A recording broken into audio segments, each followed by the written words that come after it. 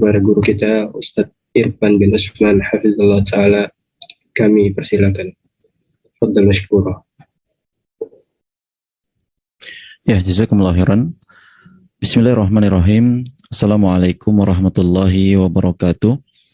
Innal hamdalillah nahmaduhu wa nasta'inuhu wa nastaghfiruh wa na'udzu billahi min syururi anfusina wa min sayyiati a'malina, man yahdihillahu fala mudhillalah wa may yudlil fala hadiyalah. Asyhadu an la ilaha illallah wahdahu la syarikalah wa asyhadu anna Muhammadan abduhu wa rasuluhu la nabiyya wa la rasula ba'da. Amma ba'd, ma'asyiral muslimin, ma'asyiral muslimat, teman-teman sekalian dimanapun berada, rahimani wa rahimakumullah.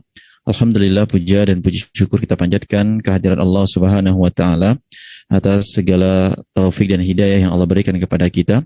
Semoga Allah Subhanahu wa taala senantiasa mengistiqomahkan kita di atas jalan kebenaran ini, di atas Al-Qur'an dan As-Sunnah dengan pemahaman salaful ummah, dan semoga Allah juga memberikan kepada kita ilmu yang bermanfaat pada pertemuan kita kali ini dan menjauhkan kita dari ilmu yang tidak bermanfaat. Tak lupa salawat dan salam senantiasa kita panjatkan kepada suri tauladan kita, Nabi besar Nabi Muhammad sallallahu alaihi wasallam. Semoga salawat dan salam senantiasa terlimpahkan kepada beliau, para sahabatnya, ahlul baitnya dan para umatnya hingga hari kiamat kelak. Hadirin dan hadirat, teman-teman dimanapun berada, rahimani wa rahimakumullah, kita masih berada dalam pembahasan adab seorang penuntut ilmu terhadap dirinya sendiri, dan kita masuk kepada bagian yang ke-12. Kita masuk kepada bagian yang ke-12 dan insyaallah taala kita akan membahas yaitu al-i'radu 'anil haisyati, berpaling dari keriuhan ataupun kegaduhan. Dan langsung saja saya persilakan kepada Al-Firdaus untuk memulai membaca dari matan kita, nanti cukup sampai kepada yunafi adabat talibi saja ya. Ya, falyatafaddal. Baik, qala musannifu Syekh Bakar bin Abdullah Abu Zaid rahimahullah taala, tsani asyar al-i'radu 'anil haisyat, at-tasawwunu min al-laghati wal haisyat, fa innal ghalata tahta al-laghati wa hadha yunafi adabat talabi. Ya, jazakumullah khairan kepada Al-Firdaus yang telah membacakan matan materi kita pada kesempatan kali ini. Dan jemaah dan teman-teman rahimani wa rahimakumullah, kita mulai dari pernyataan Syekh Bakar rahimahullah taala di sini bahwa kata beliau menasihatkan kepada kita di antara adab penuntut ilmu terhadap dirinya sendiri yaitu at-tasawwunu minal laghati wal haisyati. Seorang penuntut ilmu harus menjaga dirinya, menjauhkan dirinya dari bentuk-bentuk kegaduhan, bentuk-bentuk keriuhan, bentuk-bentuk percekcokan, rusuh, gempar, ribut dan yang semisalnya. Ini satu makna.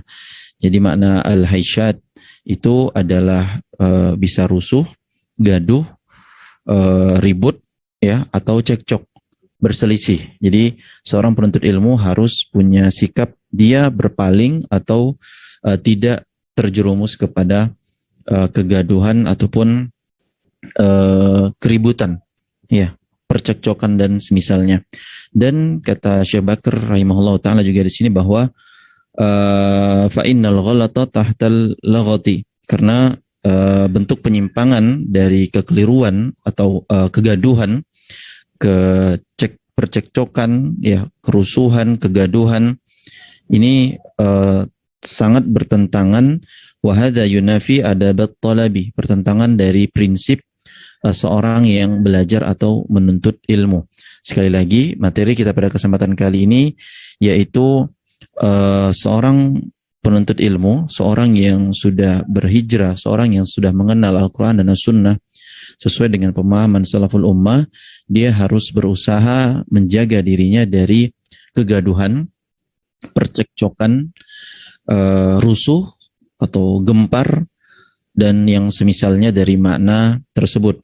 Nah, teman-teman sekalian rahimani wa rahimakumullah, kalau kita lihat di bawahnya dari matan tersebut, dari penjelasan Syekh Muhammad bin Shalih Al-Utsaimin rahimahullah taala, yang mana yang dijelaskan oleh Syekh Utsaimin di sana adalah al-haisyatu, di situ adalah haisyatul aswaqi, Haisyatu al-aswaqi. Haisyatul aswaqi artinya adalah kegaduhan di pasar. Kegaduhan di pasar. Sebagaimana yang kita ketahui bersama bahwa pasar pasti identik dengan kegaduhan.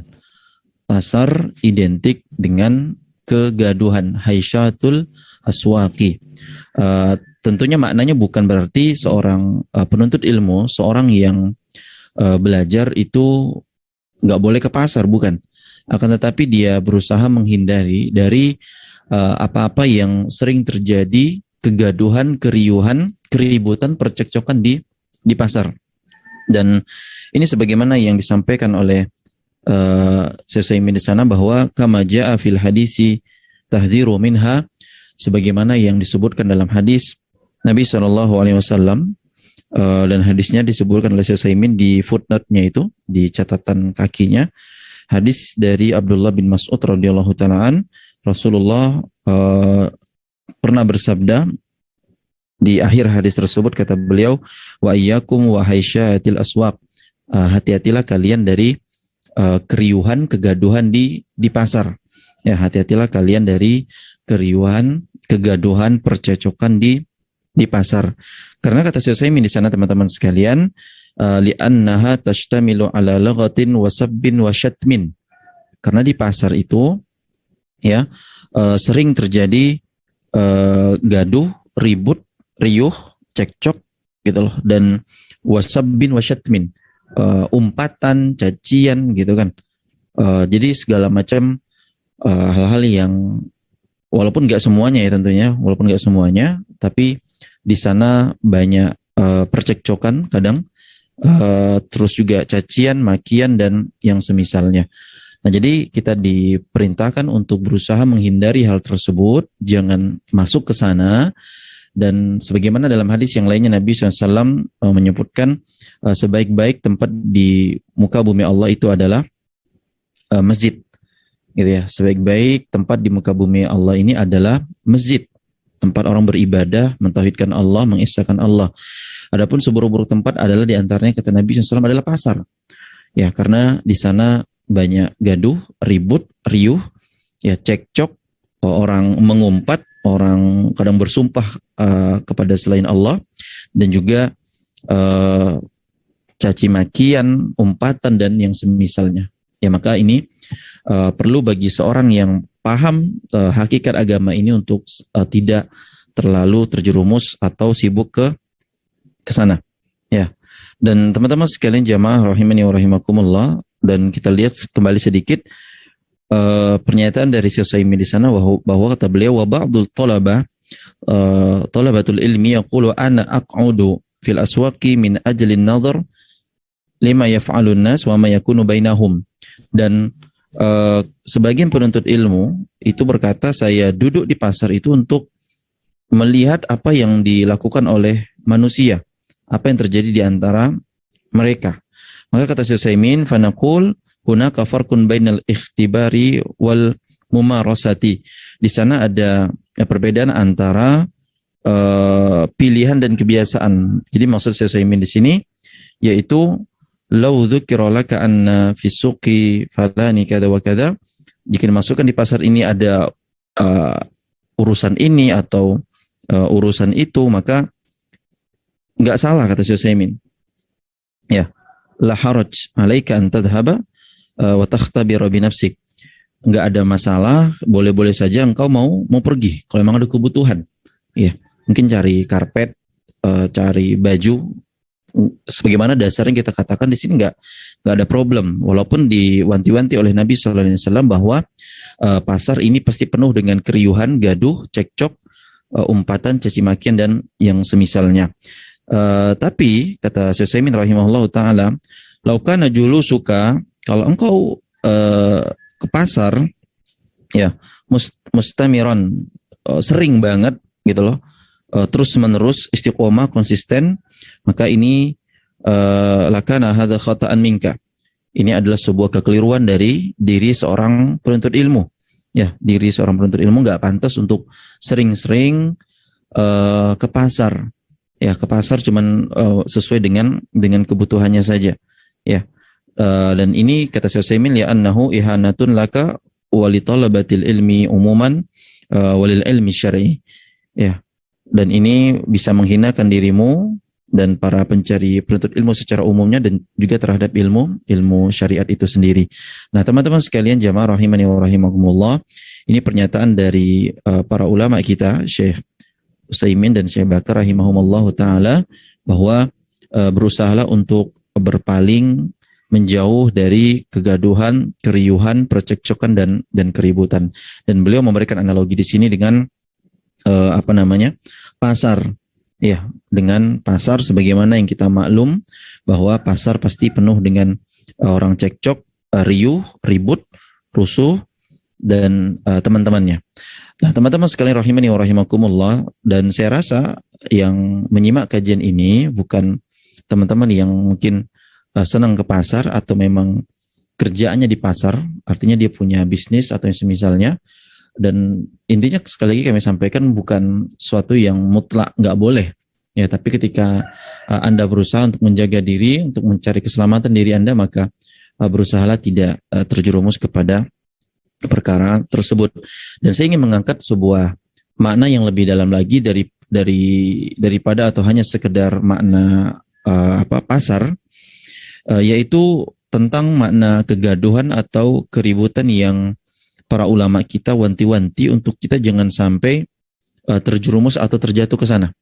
Ya, para ulama kita menekankan untuk jangan sampai terjatuh atau terjerumus kepada kegaduhan, keributan yang lebih dalam maknanya. Karena di sini Syekh Utsaimin rahimahullah memberikan contoh atau analogi yakni dengan kegaduhan dan keributan di pasar. Tapi saya di sini pengen mengajak teman-teman sekalian untuk coba merenungi kegaduhan atau keributan yang terjadi terutama kita di generasi yang mungkin dikatakan generasi milenial ini, bahwa gaduh dan ribut di media sosial. Gaduh dan ribut, riuh, cekcok akhirnya di media sosial. Dan ini banyak sekali kalau kita lihat, ambil contoh dan pelajaran dari orang-orang yang ada di sekitar kita, tak kalah mereka kadang ada sebuah topik, entah topik ini diangkat oleh seorang tokoh, ustadz atau semisalnya, kemudian dia berkomentar di sana dan komentarnya mungkin tidak dipenuhi dengan tata cara, krama atau akhlak, adab yang pantas kepada seorang ahli ilmu misalnya atau ustadz dan seterusnya. Maka dari sini kita lihat bagaimana potensi-potensi sebagian pihak untuk gaduh, ribut, cekcok itu tinggi. Ya, terutama para penuntut ilmu generasi baru-baru gitu loh, atau maksudnya baru belajar gitu ya, baru mengenal manhaj, mengenal akidah. Terkadang ada hal-hal yang dianggap menyelisihi atau tidak selaras, maka mereka seakan-akan mengeluarkan vonis, mengeluarkan statement yang seakan-akan sudah menjadi qadhi atau mufti dan semisalnya. Jadi saya tekankan di sini bahwa teman-teman untuk berusaha menahan diri untuk tidak mudah berkomentar, mudah berstatement dan yang semisalnya, yang akhirnya apa? Terkadang statement Anda itu bisa membuat kegaduhan, atau Anda posting sesuatu lah. Dan kita pernah bahas masalah ini, bagaimana seorang penuntut ilmu itu pandai-pandai, bijaksana dalam memposting sesuatu. Jadi tak kalah dia memposting sesuatu, postingannya itu misalnya qadarullah postingannya ini membuat kegaduhan, postingannya ini membuat riuh, buat gempar gitu kan, entah di kalangan teman kantor, teman kuliah, fakultas atau yang lainnya. Ya, maka yang seperti ini teman-teman sekalian rahimakumullah, sekiranya yang Anda posting itu sebuah fakta, sebuah kebenaran, dan Anda juga udah siap dengan konsekuensinya gitu kan, dan ketika ada yang mungkin mendebat Anda, nyinyir atau yang semisalnya, mencelang atau ngumpat Anda gitu kan, maka berusahalah Anda untuk tidak terlarut dalam hal tersebut. Artinya jangan Anda terjerumus dalam kegaduhan tadi. Jangan Anda terjerumus dalam kegaduhan tadi. Anda bisa lihat di misalnya di akun-akun para asatizah senior atau asatizah yang mumpuni dalam ilmunya. Kadang mereka beliau-beliau itu menanggapi dari komentar, tapi tanggapannya sangat menunjukkan keilmuan mereka, gitu loh. Tanggapan mereka itu dari komentar-komentar tadi itu sangat sesuai dengan keilmuan mereka. Jadi kelihatan sekali bahwasanya beliau-beliau itu nggak mudah terlarut dalam kegaduhan. Nah itu nggak mudah terlarut dalam kegaduhan. Maka ini yang perlu ditekankan teman-teman jamaah rahimakumullah, bahwa jangan mudah terlarut dalam kegaduhan. Makanya kata Syekh Bakar di sini, adab yang ke-12 penuntut ilmu terhadap dirinya adalah apa? Al-i'rad, berpaling Anda. Gitu loh. Al-i'rad anil haisyati. Haisyati kalau kita lihat dalam beberapa makna kamus-kamus bahasa Arab itu punya makna adalah al-haisyat, makna dari kata haisyun, ya, masdar dari hasya. Yang hasya ini al-haisyah bermakna al-fitnah. Al-fitnah tuh, ya. Jadi ketika Anda berhadapan dengan fitnah berkaitan masalah kerusuhan, percekcokan, perselisihan, maka berpalinglah, ya, berpalinglah. Nah, teman-teman sekalian jamaah rahimakumullah, dan kami sampaikan kembali bahwa kepada teman-teman sekalian untuk berusaha menjauhi atau tidak terlarut dalam perdebatan atau kegaduhan, ya, dalam perdebatan atau kegaduhan, karena kata para ulama di antara menghilangkan keberkahan ilmu adalah dia senang berdebat. Dia senang berdebat. Jadi jangan mudah atau gampang berdebat, apalagi kita bukan pakarnya. Ya, sedangkan para ahli ilmu saja yang mereka para pakar, arti mereka mumpuni dalam keilmuan mereka tersebut, tapi mereka tidak mudah untuk terjerumus atau larut dalam kegaduhan tadi. Nah, teman-teman sekalian jamaah rahimani wa rahimakumullah, dan ada sebuah riwayat atau hadis Nabi Shallallahu Alaihi Wasallam, sebuah riwayat, dan riwayat ini tidak bisa secara sahih kita sandarkan kepada Nabi SAW, adalah sebuah riwayat yang ma'ruf di kaum muslimin, yaitu perselisihan itu adalah rahmat.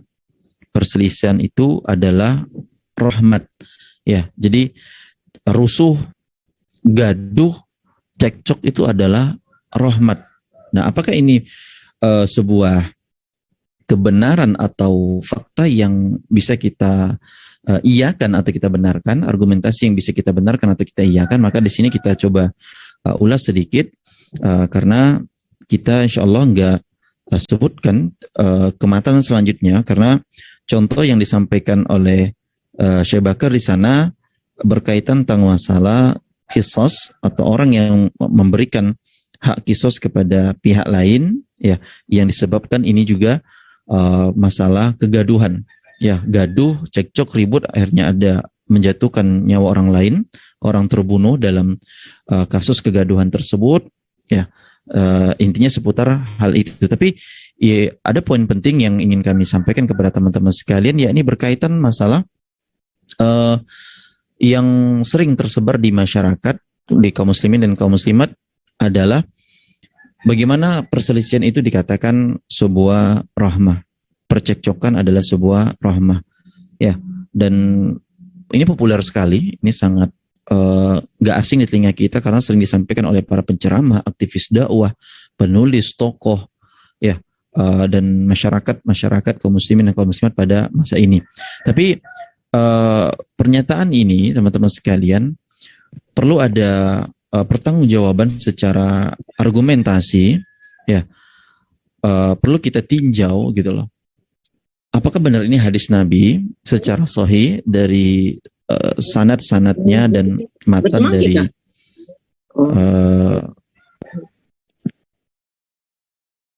dari hadis tersebut atau riwayat tersebut? Maka kita coba ulas sedikit, karena ini yang lebih sebatas keilmuan saya yang bisa kita korelasikan dengan kehidupan kita sekarang.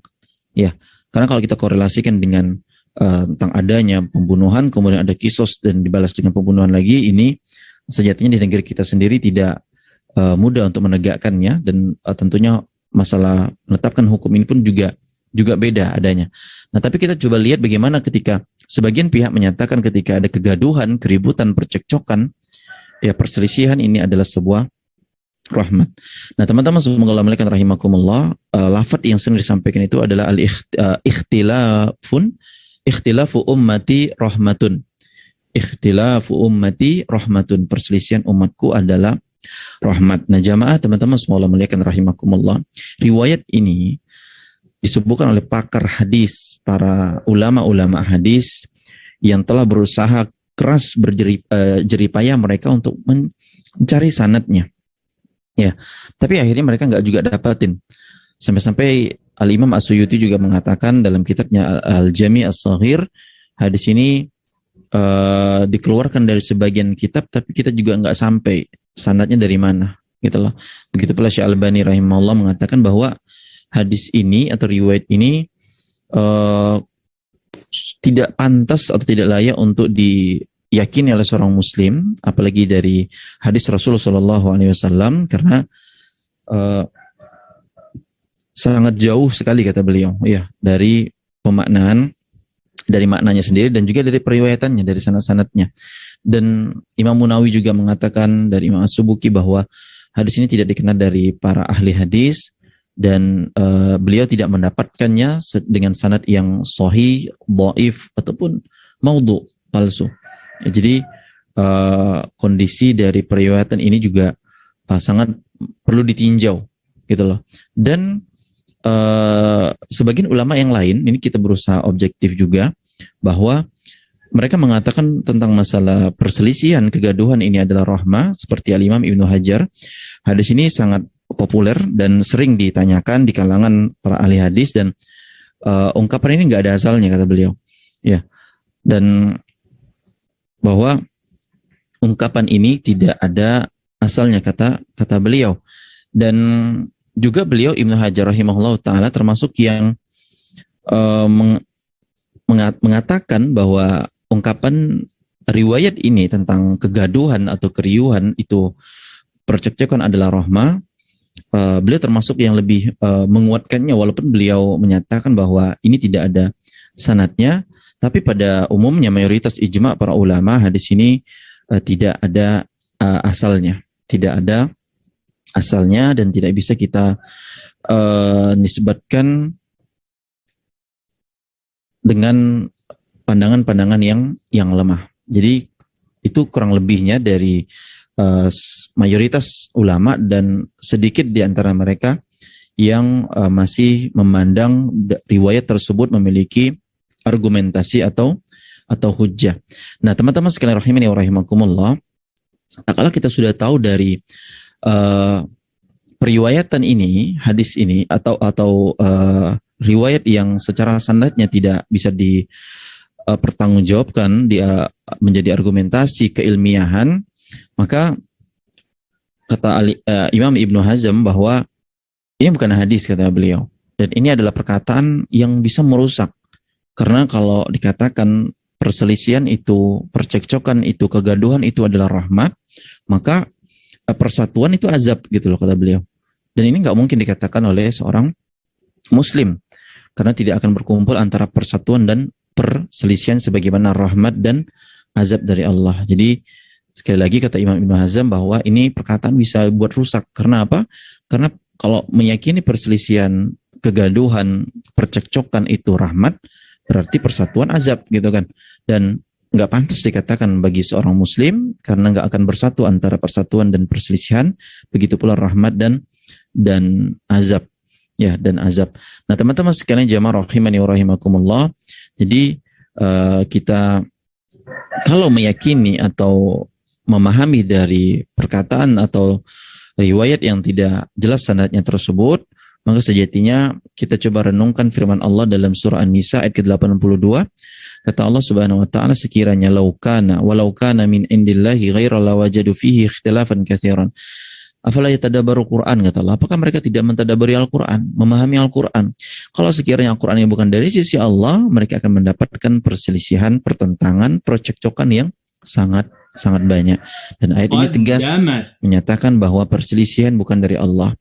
Ya, dan bagaimana mungkin perselisihan itu diridhoi atau disetujui oleh Allah Subhanahu wa taala. Dan penguat dalam masalah ini banyak sekali dari Al-Quran ataupun hadis-hadis Nabi SAW yang memerintahkan kita untuk bersatu, bukan berpecah belah atau masuk ke dalam kegaduhan, percekcokan atau perselisihan. Jadi bisa kita simpulkan di sini bahwa perselisihan, kegaduhan, cekcok itu tercela dalam syariat, tidak diperkenankan. Maka wajib bagi setiap muslim dan muslimah berusaha untuk menjauhkan diri, melepaskan diri dari belenggu, kegaduhan, perselisihan, percekcokan, karena ini membuat umat ini menjadi lemah, ya, membuat umat ini enggak kuat, ya, sebagaimana yang Allah firmankan dalam surah Al-Anfal ayat ke 46, kata Allah, wala tanaza'u, kalian jangan saling cekcok, kalian jangan saling berbantahan, saling gaduh-gaduhan, ya, karena kalau kalian saling berbantah-bantahan, saling gaduh-gaduhan, saling rusuh, gitu loh, kata Allah dalam surah Al-Anfal ayat ke-46, kata Allah, fatafshalu wa tadhhabu rihukum, kalian akan jadi gentar, hilang kekuatan kalian. Dan kata Allah, wasbiru, sabarlah, innallaha ma'as-sabirin, sesungguhnya Allah Maha bersama orang yang sabar, ya.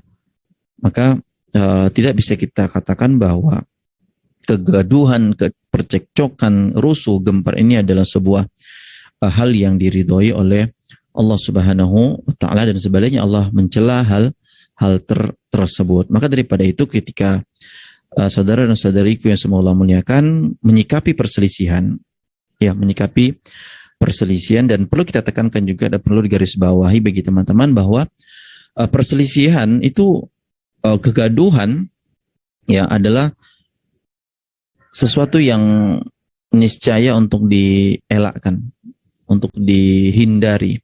Artinya apa? Bahwa kegaduhan, kericuhan, rusuh itu pasti ada, teman-teman. Rusuh, ricuh, cekcok itu pasti ada, nggak mungkin nggak. Ya, ingat, catat baik-baik bahwa rusuh, ribut itu pasti ada, cekcok pasti ada, gaduh pasti ada. Tapi kita diperintahin, bukan jerumus sendiri ke sana. Ya, disuruh berpaling, disuruh menghindar, menjauh. Ya, Allah berfirman dalam surah Hud ayat ke-118 dan 119,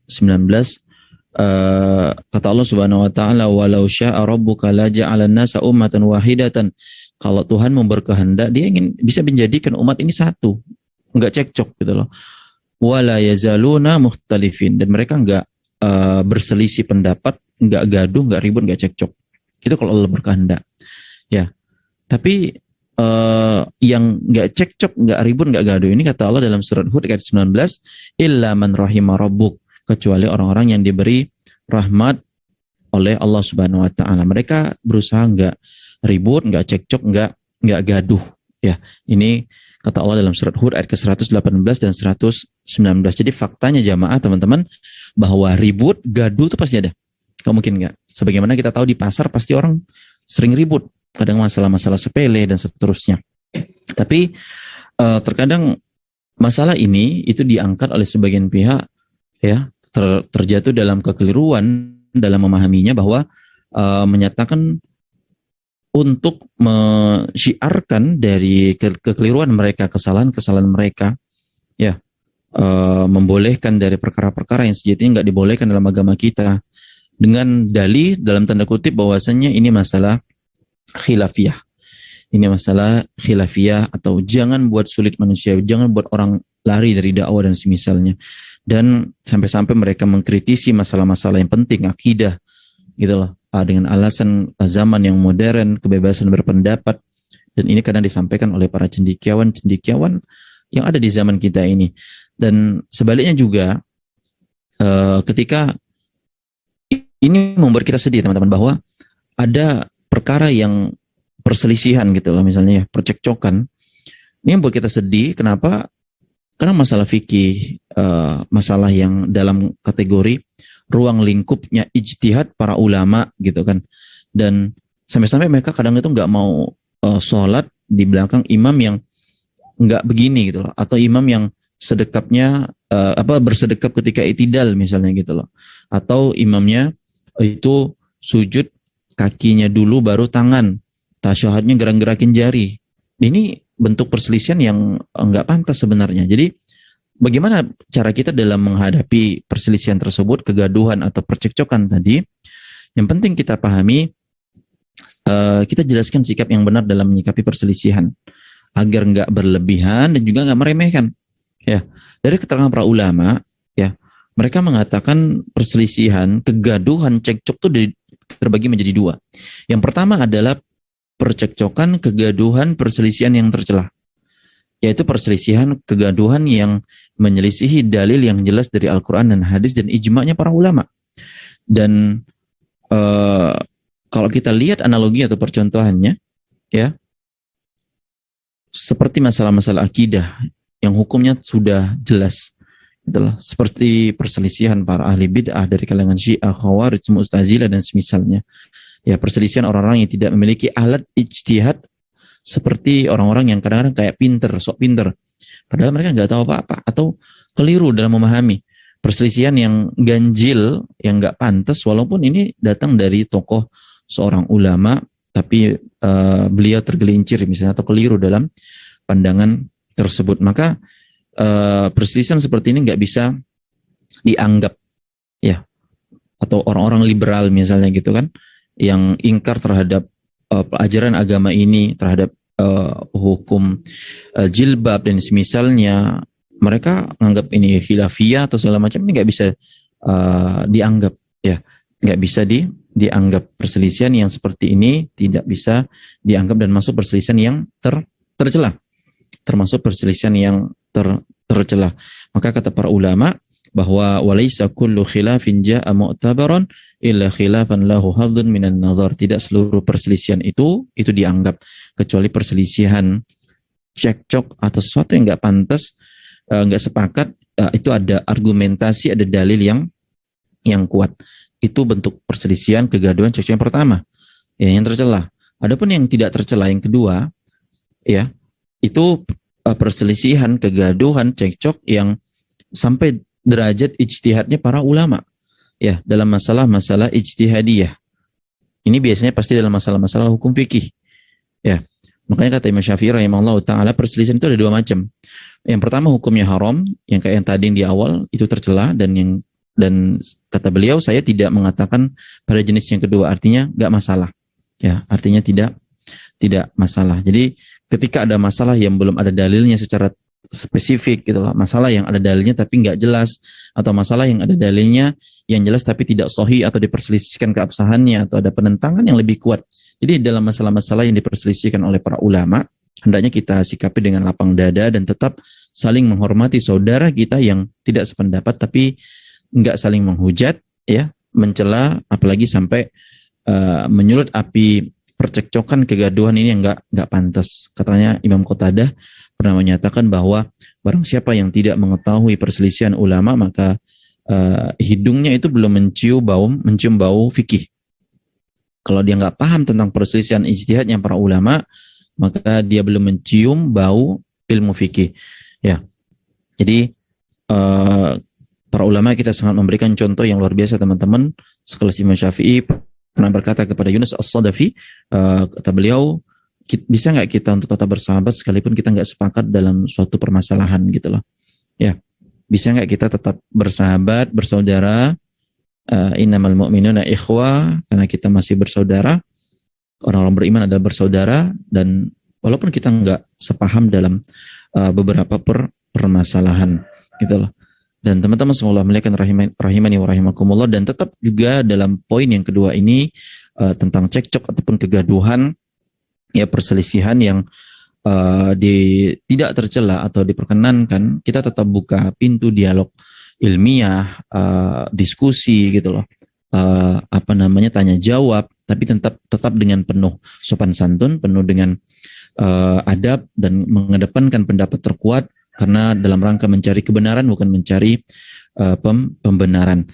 Karena Allah Subhanahu wa taala berfirman dalam surah An-Nisa ayat ke-59, kata Allah Subhanahu wa taala, fa in tanaza'tum fi syai'in, kalau kalian ada suatu permasalahan, cekcok, gaduh, ya, ada selisih pendapat, farudduhu ilallahi wa rasul, maka kembalikanlah kepada Allah dan Rasulnya.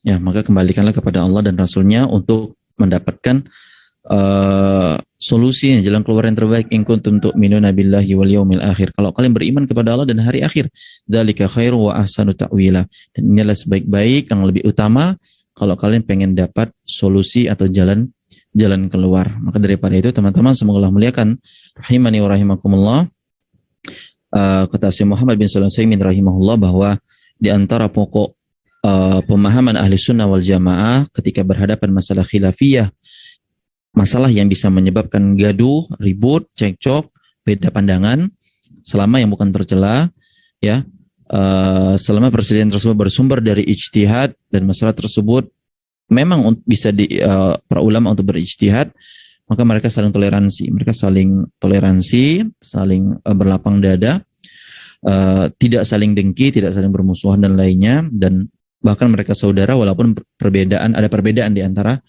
mereka tersebut. Adapun masalah-masalah yang nggak ada toleransi untuk berselisih di dalamnya, masalah-masalah yang bertentangan dengan jalannya para sahabat tabi'in, masa salafus saleh terdahulu, masalah-masalah akidah yang telah tersesat di dalamnya, ya, orang-orang yang tersesat dan tidak dikenal perselisihan dalam masalah tersebut kecuali generasi-generasi terbaik, maka orang yang seperti ini tidak dianggap atau dibenarkan perselisihannya tersebut. Jadi teman-teman semoga muliakan rahimakumullah, itu mungkin singkatnya dari penjelasan tentang masalah kalau perselisihan itu adalah rahmat, sejatinya nggak benar, dan kita dituntut untuk berusaha juga menjauhi dari ranah-ranah perselisihan. Dan para ulama pasti berselisih, teman-teman. Para ulama pasti berselisih, ada beda pandangan pendapat, tapi tugas kita adalah belajar, bukan untuk jatuh kepada kegaduhan tersebut, ya, bukan untuk jatuh maka berpalinglah, ya, al-i'rad anil haisyati. Nah, teman-teman semoga muliakan rahimakumullah, saya rasa demikian untuk materi yang bisa kita sampaikan pada pertemuan atau kesempatan kali ini. Dan selanjutnya kita buka sesi diskusi atau tanya jawab. Maka saya persilakan kepada Al-Firdaus untuk membimbing dari sesi kedua ini. Wassallallahu nabiyana Muhammad wallahu ta'ala bisawab, falyatafaddal. Nah, Ustaz, jazakallahu khairan, Ustaz. Kepada ikhwan dan akhwat, jikalau ada sesuatu yang ditanyakan atau didiskusikan, silakan tulis pertanyaan di kolom chat atau bertanya langsung kepada guru kita. Nah, kami persilakan.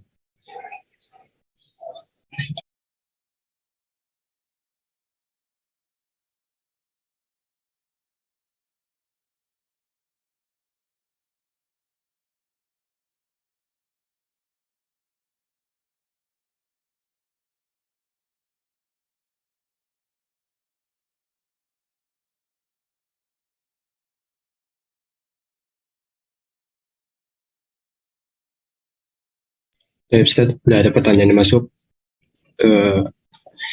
Bagaimana sikap seorang penuntut ilmu, yaitu menghadapi manusia yang gado-gado terhadap beragama, termasuk like dan dislike dalam dalil, yaitu manusia ini suka terhadap dalil tentang khilafiyah, tapi dia berselisih dengan masalah akidah.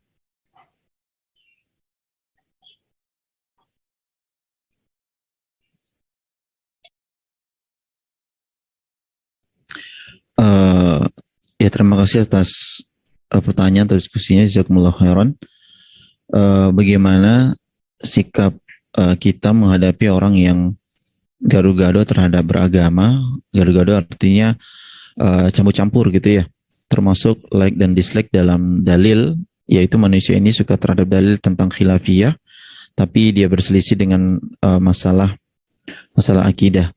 Maka sikap kita yang lebih utama sebagaimana yang kita bahas di sini adalah tidak terjerumus kepadanya, artinya tidak terlarut kepada orang yang demikian, karena jelas kalau ada orang yang seperti ini, dia mencampur adukkan, dan ini tentunya dia telah mengikuti hawa nafsunya.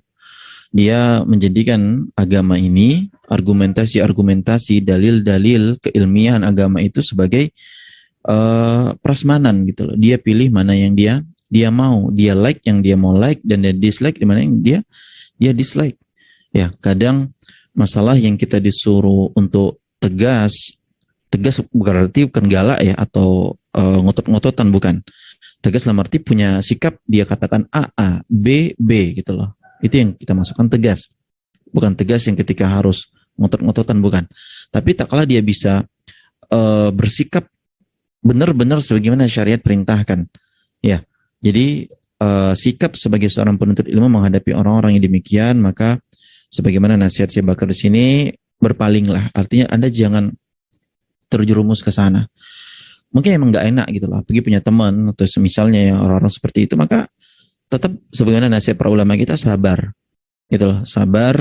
Ketika Anda memang tak mampu untuk mendakwahkannya, maka dakwahkan, ajak mereka berubah pola pikirnya ya, karena tugas dakwah nggak berhenti di situ saja. Tak kala mungkin mereka nggak mau paham atau nolak, tapi intinya tetap pasti ada orang-orang seperti itu ketika dia menjadikan patokan dalam beragamanya, patokan dalam menjalani agama ini itu dengan apa yang dia ingin like dan apa yang ingin dia dislike. Apalagi yang fatalnya ini dari yang dibahas adalah sesuatu yang berselisih masalah akidah gitu loh.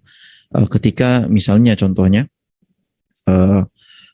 masalah penetapan dari nama-nama Allah, asma wa sifat, dari asmaul husna Allah wa sifatihil ulia, nama-nama dan sifat Allah, dan jelas fakta membuktikan di lapangan di sana banyak yang berselisih, berbeda pandangan, berbeda pendapat. Ada yang menetapkan Allah begini, ada yang menetapkan Allah begitu, ada yang bilang nggak boleh begini, ada yang bilang nggak boleh begitu. Terus apakah masalah ini kita harus bertoleransi atau kita menganggap ini adalah sebuah hal yang harus kita berlapang dada? Ya nggak bisa.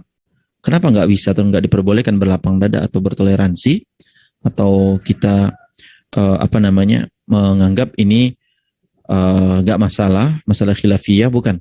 Ini nggak masuk ranah ke sana, karena ini masuk ke dalam ranah akidah, masuk dalam keyakinan kita. Akidah adalah keyakinan yang harus terikat, nggak boleh diganggu-gugat dan diubah-ubah, gitu loh. Ya, akidah, keyakinan yang terikat, nggak boleh diubah-ubah, dan harus tetap sebagaimana yang Nabi SAW dan para sahabat pahami dan yakini.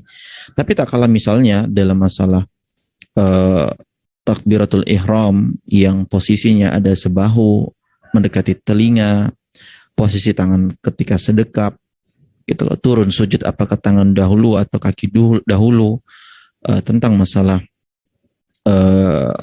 rapatkan soft dengan posisi yang sebagaimana, apakah dengan cukup dengan bahu ketemu bahu, tangan siku ketemu siku, atau harus kaki ketemu kaki, dan segala macam dari masalah-masalah yang ini masuk dalam ranah khilafiyahnya para ulama, dan ulama pun masuk dalam masalah khilafiyah yang akhirnya mau nggak mau kita berusaha berlapang dada terhadap pandangan misalnya ahli ilmu A, ya A, pandangan ahli ilmu B ya B gitu loh. Ya, sebagaimana juga ini mungkin menjadi pandangan yang keras dalam arti perselisihan yang cukup sengit ya, yang mungkin terjadi ketika masa-masa pandemi COVID yang di awal-awal kemarin, tentang masalah bagaimana hukum dalam merapatkan soft dalam sholat fardu atau 5 waktu. Begitu pula tak kalah menetapkan apakah sholat fardu pada waktu itu harus dilakukan di rumah masing-masing atau tetap masih bisa boleh berjamaah di masjid. Ini masalah-masalah ranah perselisihan yang ini menimbulkan kegaduhan gitu loh. Dan yang gaduh tentunya pasti para penuntut ilmu abal-abalan, atau kadang nggak menuntut ilmu, akhirnya nggak memahami dalam kegaduhan ini, percekcokan ini atau perselisihan tersebut. Jadi itu saran saya. Wallahu ta'ala bishawab. Nah, Ustaz, jazakallahu khairan, Ustaz. Nah, bagi ikhwan dan akhwat, kalau ada yang ditanyakan lagi, kami persilakan.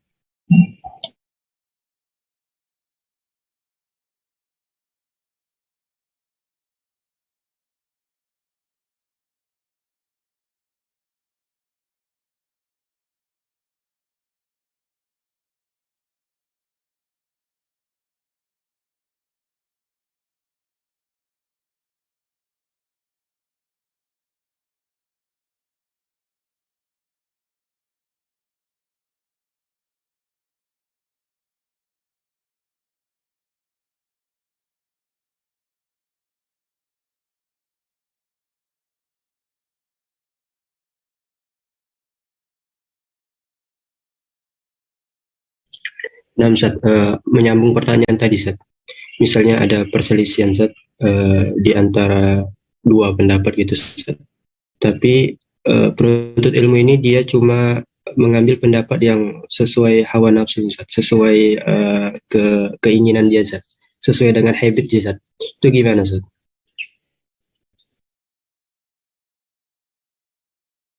Gimana? Bisa ulangi? Gini, Ustaz, misalnya ada dua pendapat itu, Ustaz.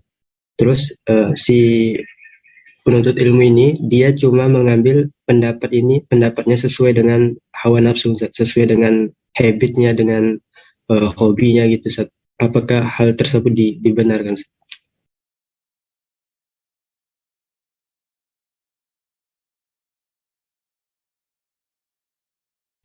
Ya, jazakumullah khairan atas pertanyaannya. Jadi yang demikian juga sama, tentunya tidak dibenarkan dalam agama kita, tak kalah memilih dari memilih dari dalil-dalil atau argumentasi-argumentasi agama kita itu sesuai dengan keinginan kita atau apa yang kita harapkan atau yang sesuai dengan syahwat kita, maka ini tidak tidak diperkenankan. Apalagi sampai-sampai biasanya tahap parahnya orang demikian ini adalah mereka memakai argumentasi-argumentasi agama ini untuk mencari entah duniawi atau membenarkan perbuatannya, dan ini banyak terjadi di berbagai macam kelompok-kelompok dalam Islam.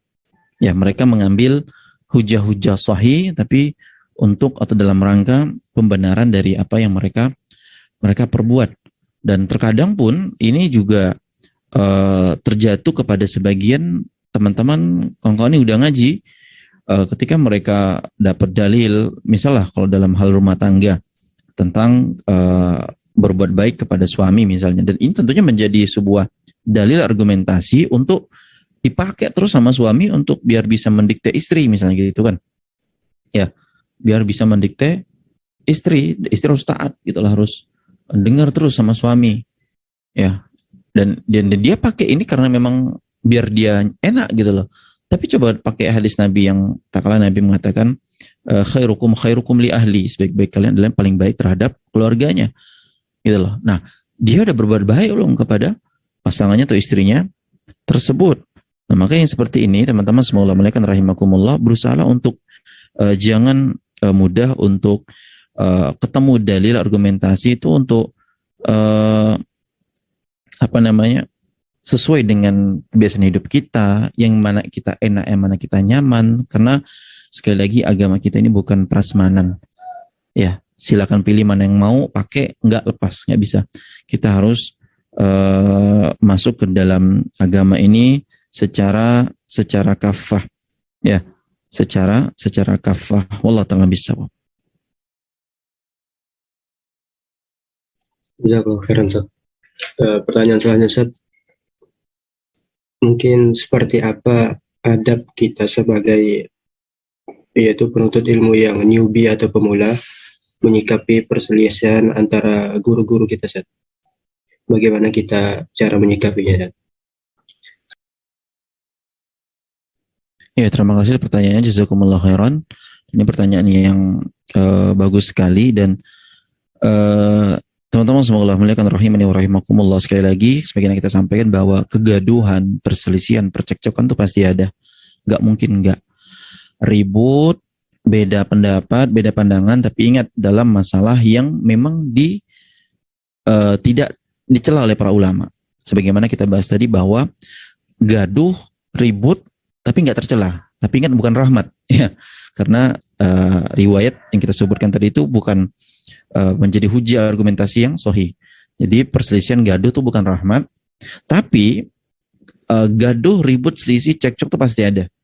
Sebuah sunatullah, sebuah keniscayaan. Nah, apalagi itu masuknya ranah kepada guru kita, misalnya para ustadz, para ulama, para masyayikh yang mereka berselisih paham. Nah, dan ini sebagaimana tadi kita juga sampaikan bahwa harus berusaha menyikapinya. Sebenarnya pertanyaan ini mengatakan bagaimana adab kita sebagai pembelajar pemula menyikapi dari perselisihan guru tersebut. Ketahuilah, tugas terbesar kita adalah belajar dan terus belajar, bukan untuk masuk ke ranah perselisihan tersebut. Ya, sebagaimana tadi juga kita ulang-ulang, menghindar dari kegaduhan, menghindar dari perselisihan antar para ahli ilmu atau ustadz ataupun masyayikh atau ulama tersebut. Ya, dan di antara selanjutnya ketika kita paham kondisi kita untuk bagaimana atau bersikap apa, dan kita lebih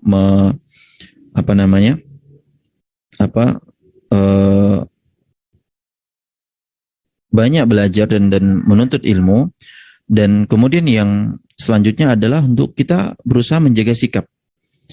Ya, sebagai adab apa yang harus kita lakukan, jaga sikap kita dalam kedua belah pihak tersebut. Ya, dalam kedua belah pihak tersebut ketika perselisihannya tadi, perselisihan yang bukan tercelah. Ya, jaga sikap, jaga adab, jaga akhlak kita terhadap guru-guru kita tersebut. Jangan sampai ketika kita sudah ta'assub kepada satu pihak kepada pihak yang lain, yang akhirnya membuang jauh-jauh dari sikap adab akhlak kita kepada ahli ilmu atau guru tersebut. Tapi ingat, tetap jaga adab akhlak dan jaga lisan, jaga omongan gitu ya.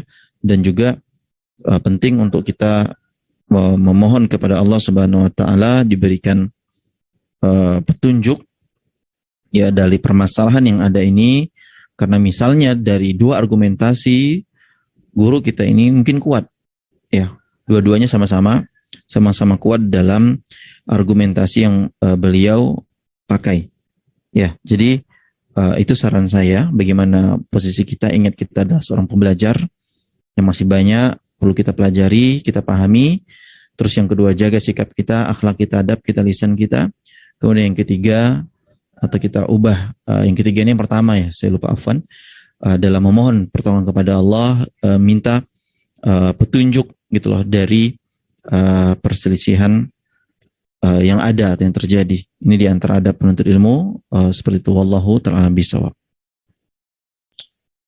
Nah, Ustaz, jazakallahu khairan Ustaz atas jawaban Ustaz. Baik, bagi ikhwan dan akhwat, jika masih ada pertanyaan yang ingin ditanyakan, kami persilakan. Jikalau tidak ada, mungkin kita cukupkan.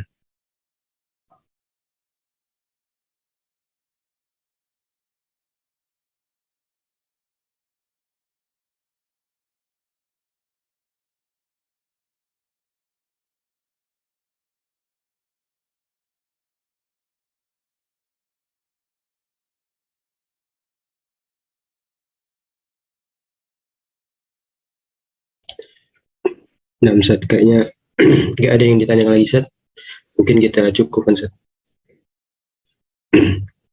Taib, mungkin kita cukupkan, dan kami ucapkan jazakallahu khairan kepada guru kita, Ustaz Irfan bin Usman, yang telah menyampaikan materi atau nasihat-nasihatnya, dan kami ucapkan juga kepada ikhwan dan akhwat yang telah menyimak kajian rutin online kita ini di media sosial maupun yang menyimak langsung dari Zoom. Barakallahu fikum. Kita akhiri dengan membaca doa kafaratul majlis. Subhanakallahumma bihamdik, asyhadu an la ilaha illa anta, astaghfiruka wa atubu ilaik. Assalamualaikum warahmatullahi wabarakatuh.